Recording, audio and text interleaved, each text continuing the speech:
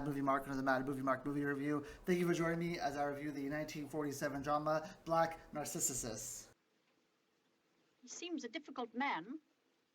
You won't get much help from him. Actually, yes, they're very correct. If they are looking for a glowing review from me for this movie, they will not get a lot of help. I am reviewing every movie that has 100% fresh rating on Rotten Tomatoes. I will give them all a score of 1 to 10. After I watch them and score them, I will rank them from worst to best. I started in the 1920 silent movie era, and now I'm at 1947 with Black Narcissus.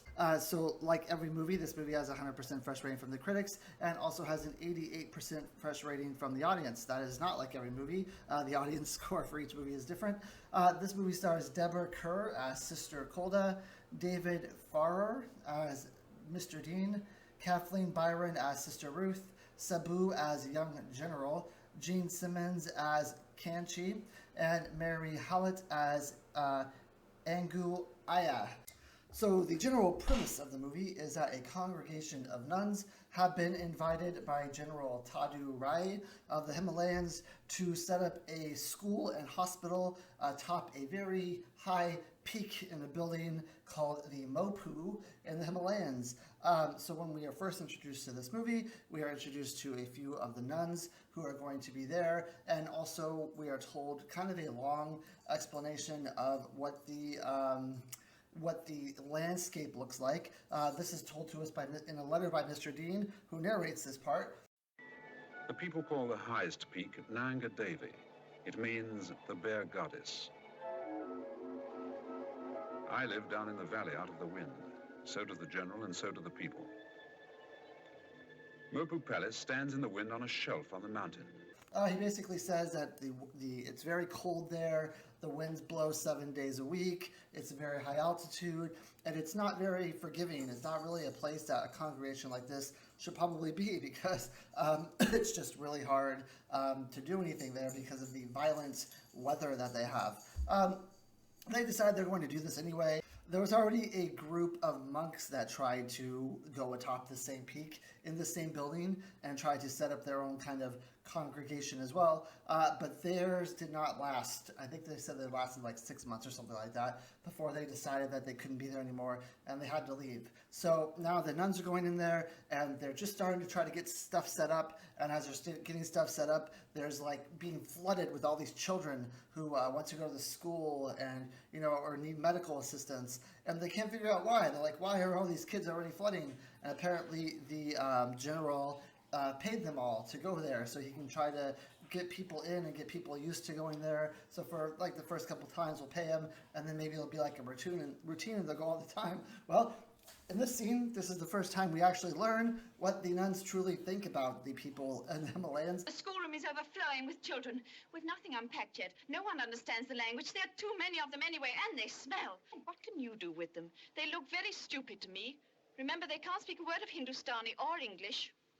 So the people who live down below this Mopu, this building, they're all of Indian descent. So, like not Native Americans, but Indians from India. So they, when they first start talking about these people who live there, they talk about how they are not very smart. They talk down about these people all the time, and they don't toe the line of racism. They actually are incredibly racist with these people. I mean, I laugh because it's a nervous laugh. I don't actually think it's funny, but they are very racist about these people and what these people are and who these people are, and they definitely look down on them as a people. So they are starting to accept children into this place, and then Mr. Dean kind of comes in, and he's always pretty much half naked when he's around these women. Now, one very important thing about this congregation of nuns is that it's not your normal congregation of nuns in that they've been there their whole life. They sign up for life. With this congregation of nuns, it's very important to know that they only have to serve a year. So they sign a contract for a year, and every year they renew their contract if they want to. He was a little afraid when he learnt that we are bound to our order only by yearly vows. I explained this rule to him. Yes, Reverend Mother. For more than a century, to serve voluntarily has been one of the glories of our order.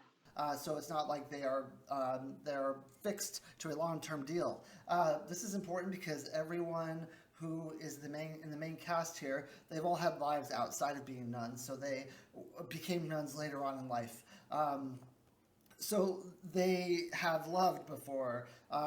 They've been attracted to men. So Mr. Dean here is walking around half naked all the time, and it goes to show that maybe one or two of these women are going to fall for him later on, because this is really the only man that they have in their life, and it brings back feelings from what they used to have before. And none of the women actually think that Mr. Dean is a good guy, as far as I can tell, because he constantly is putting people down, even though they are too, but he's constantly like knocking stuff over and talking down about the women. So if there was a hierarchy here of like class, I guess, system in this movie, it would be Mr. Dean, and then the nuns, and then the people who actually live there, so the Indians. So he kind of puts down everyone under him, and then the nuns put down the people, the Indians, under them. So that's kind of the food chain here. So he talks to them, and he kind of figures that he gets to know them a little bit. He tells them off and on that this isn't a good idea.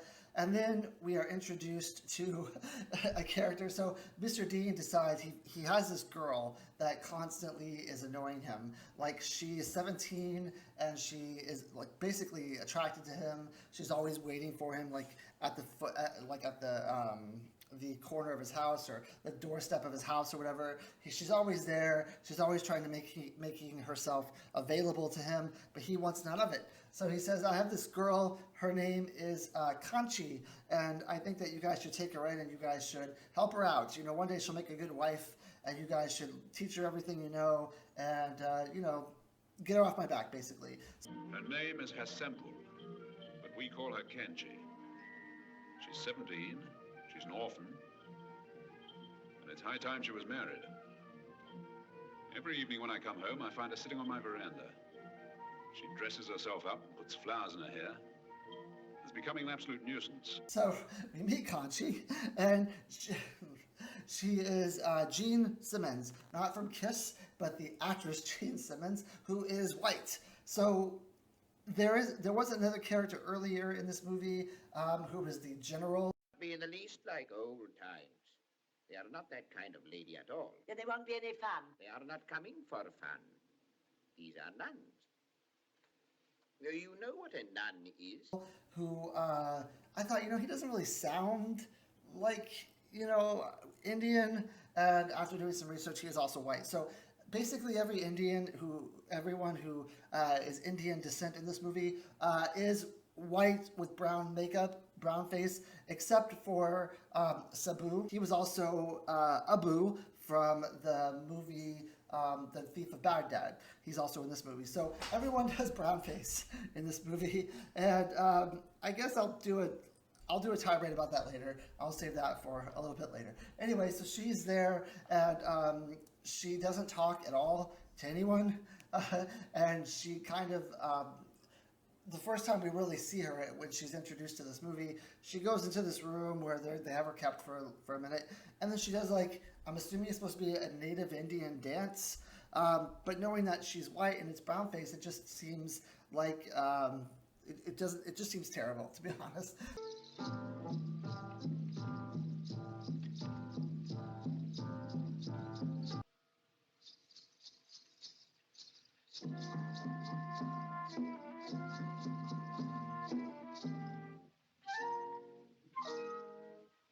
And I know, well, it's hard for me not to go on a tangent now about this, but I don't think that they should have casted her in this role. Let's just say that for now. So, because especially since she has no speaking parts, you could easily have found someone, if you didn't think that anyone around you, or you couldn't find a good actor or actress from India, she has no speaking parts except for like at the end of her role in the movie. So you could have had anyone of the correct nationality play this, or correct race play this part. But so she kind of is just there. She is in love with Mr. Dean. And then we are introduced to Sabu. So Sabu is, I guess he's like a general, a young general, and he wants to be taught the ways of like math and science, and he is very interested in learning the ways of Americans and the ways of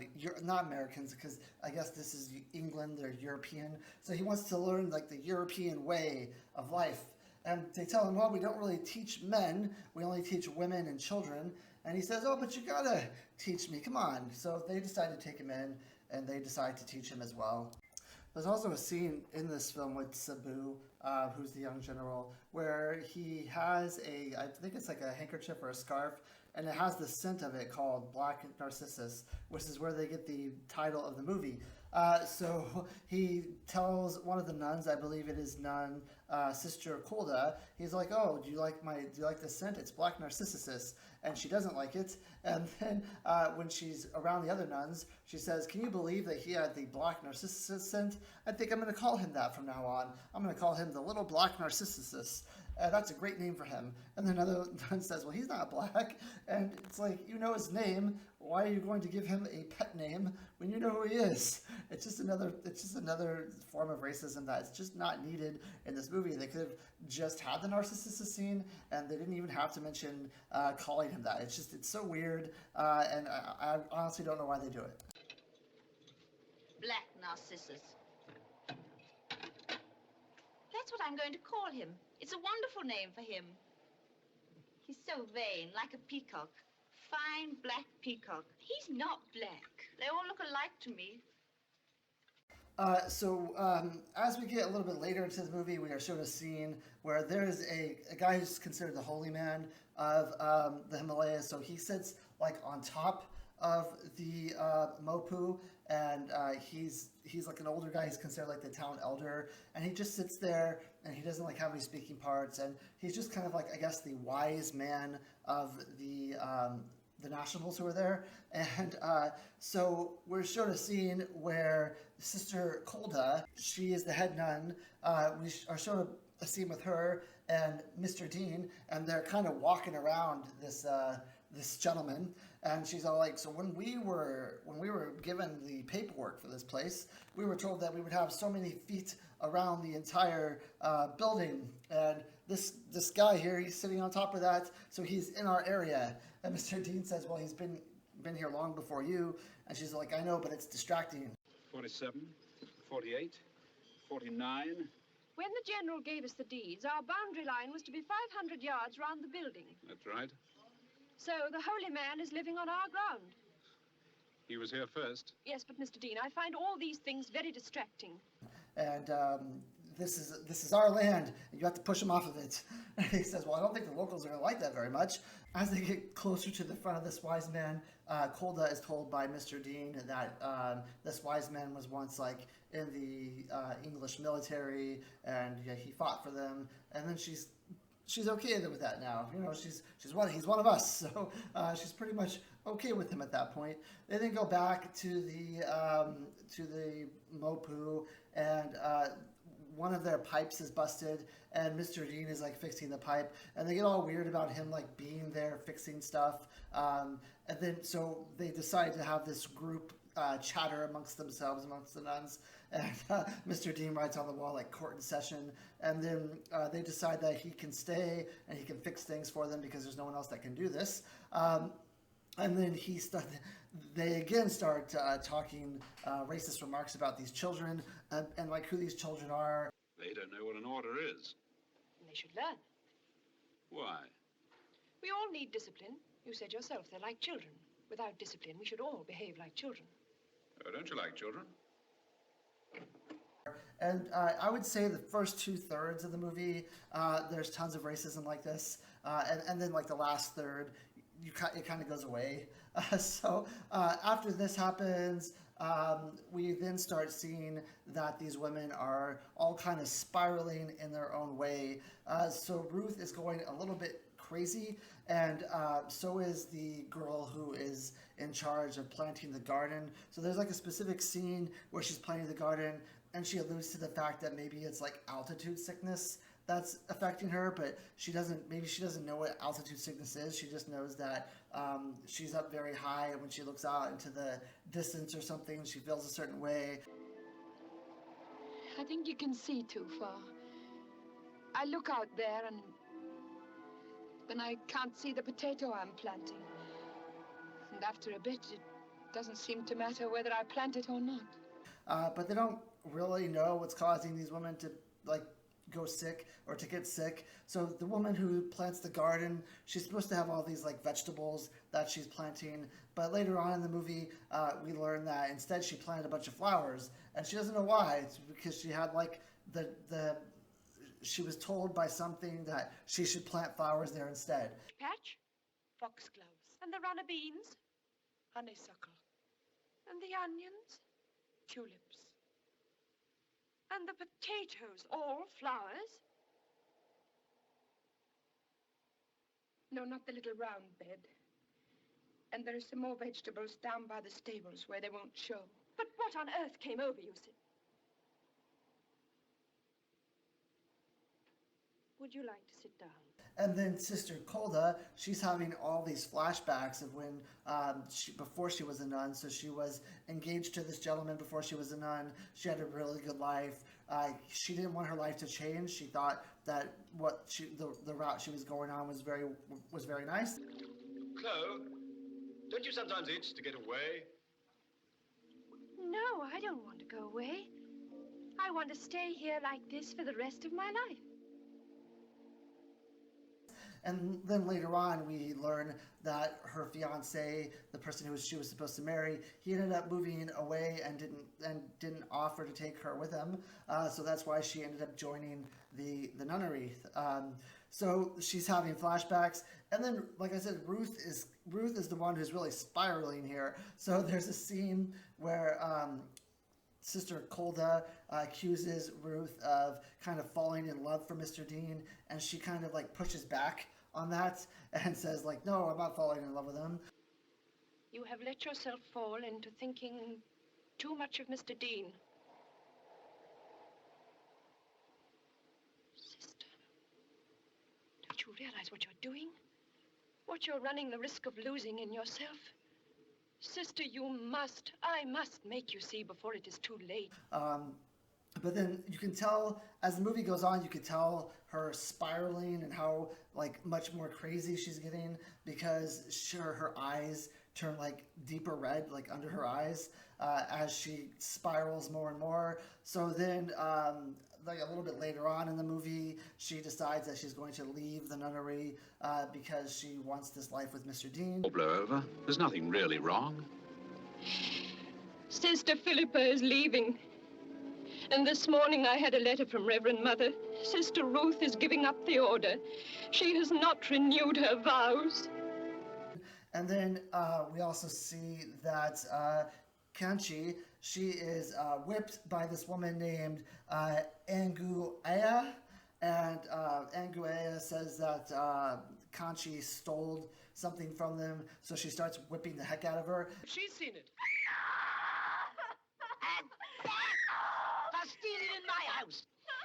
For stealing a brass chain which is only worth 2 annas. For stealing it in such a silly way. And I will say that Angu Aya is probably the worst actress I have seen out of all these movies that are 100% fresh rated on Rotten Tomatoes. She is absolutely terrible, to where like I don't know in the movie if she's supposed to be acting sarcastic, or if she really is laughing, or if she really believes the things that she is saying. I don't know really what her motivations are. I don't know how she's really feeling about anything in this movie, because she just acts oddly all the time, and it's not even that good. Like, her acting is really bad, and I just couldn't help but like laugh every time she's on screen, or roll my eyes every time she's on screen, because she's just so terrible. So the young general, played by Sabu, he ends up coming over and he asks like why this woman's being whipped, and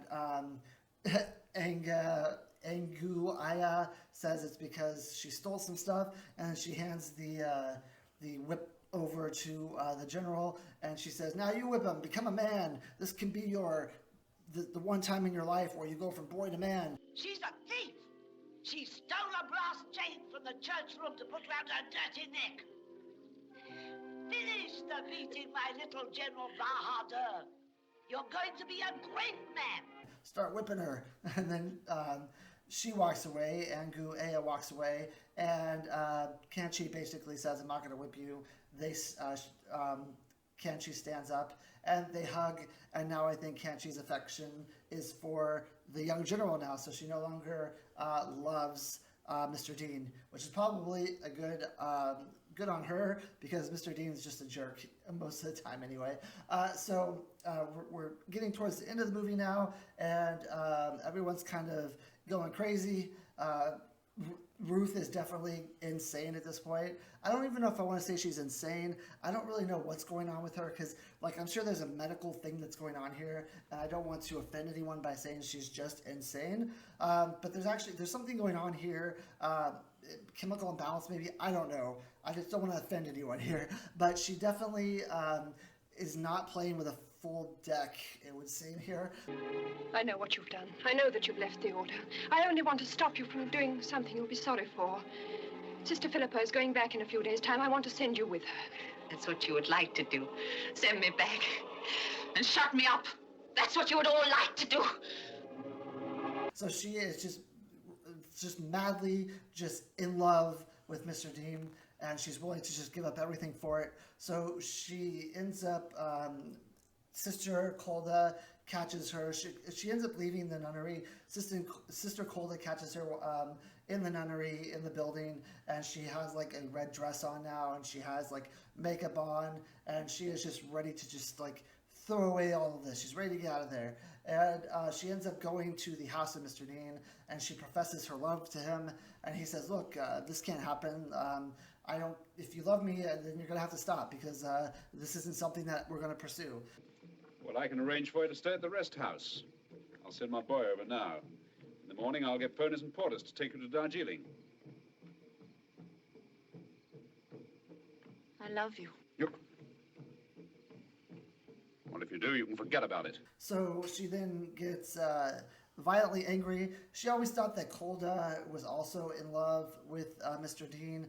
I didn't see any evidence of that personally, but I think it's just because she was a jealous person that she thought that there was other relationships going on here too. So at the end of the movie, I don't know if it's Kolda or if it's someone else.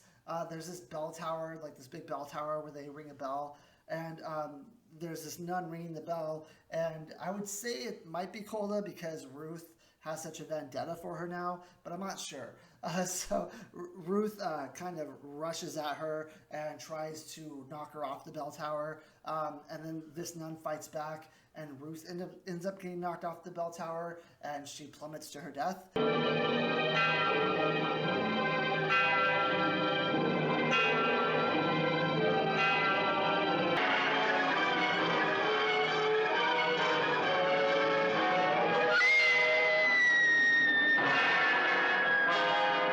And then at the end of the movie, Kolda is talking to Mr. Dean, and she says, like, we're moving on. I'm going to go to, like, a different place now. They're going to send me away. We didn't last as long as you thought we would, so you were right. And would you please take care of the grave of Ruth? Would you just look after it every now and then and make sure that everything's fine?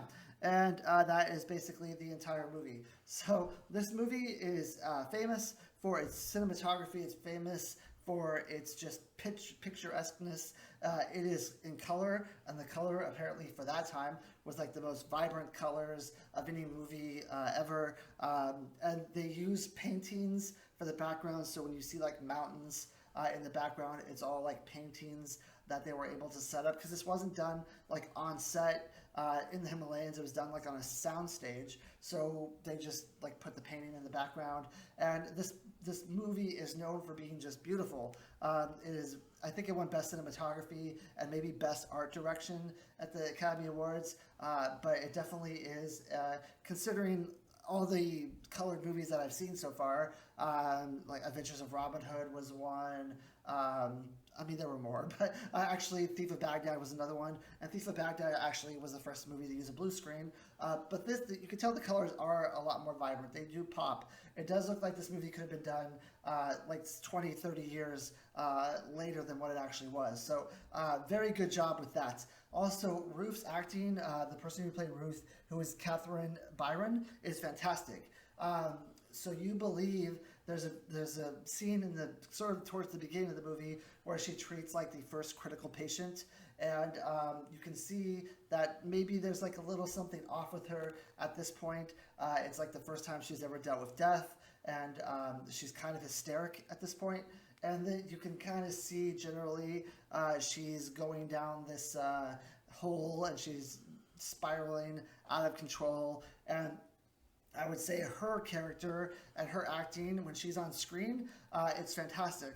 The only problem is she's not on screen all that much. But to be perfectly honest, they call each other sister a lot in this movie, and I had a hard time keeping track of who was Calda, who was Ruth. I mean, Ruth, she looks, she's definitely unique, but there were some times in this movie where I couldn't keep the character straight fully. But when Ruth is on screen, she's absolutely fantastic. Her acting is great. It's mesmerizing. So you have like a really fantastic actress I've never heard of here, Kathleen Byron, and then a really bad actress named May Hallett, who was probably one of the worst actresses I've seen since I started doing this list. So I would say this movie is known for its cinematography, its art direction, and for its acting, and the ability to have someone spiral out of control like that is absolutely great. The last third of this movie is absolutely fantastic. It's just great. But you can't downplay the fact that this movie is incredibly racist. Now, when I reviewed The Holiday Inn, I talked about a scene where they do blackface in that movie, and I went on a huge tirade about it because I was just so mad and upset. And it was actually a scene that, if it was written a different way, they put blackface basically in the movie because of lazy writing and a lazy character development and just lazy characters, especially one character in particular. So they just put blackface in the movie, and I thought that was irreprehensible, and I docked the movie so many points because of that, and I just thought it was tragic, and I hated it. But this movie is even worse because half the cast, everyone basically who plays an Indian in this movie is brownface, except for one person, Sabu, and everyone else is brownface, and it's terrible.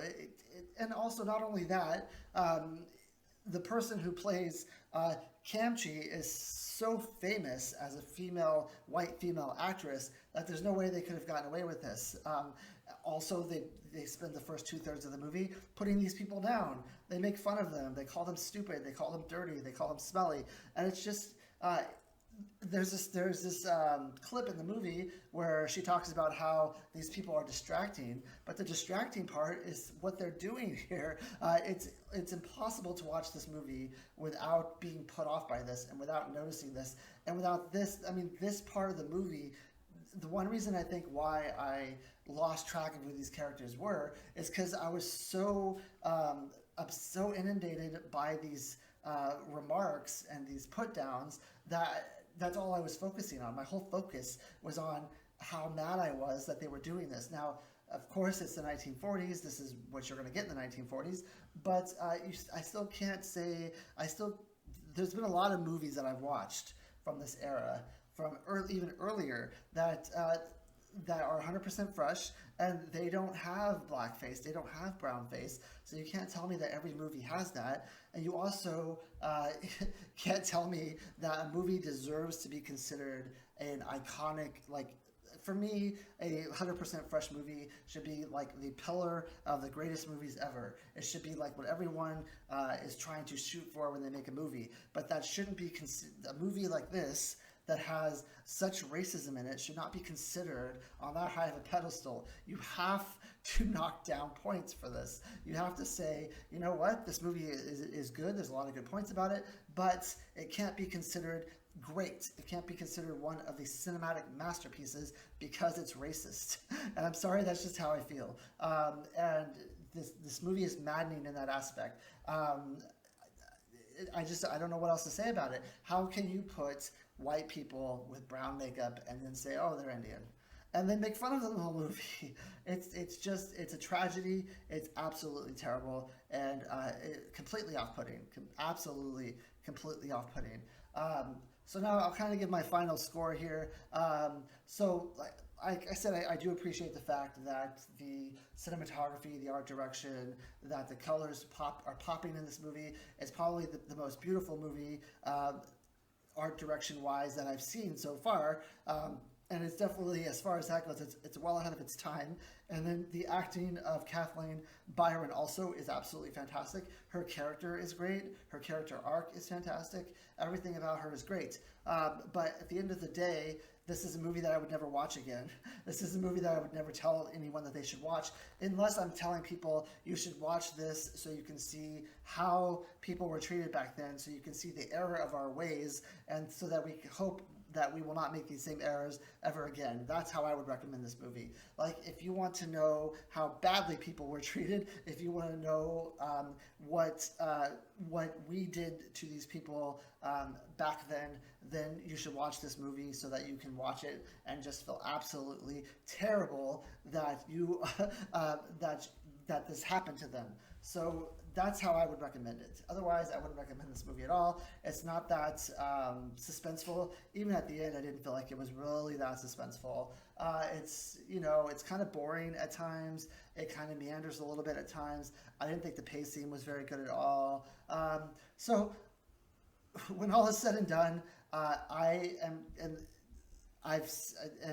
this is going to be a very low score. And a lot of people, if you love this movie, I apologize, but I can't just simply brush this off as a product of the 1940s. I can't. So my final score for The Black Narcissus is a 5.5. So thank you. I hope you join me for my next review, which is going to be The Odd Man, or just Odd Man Out.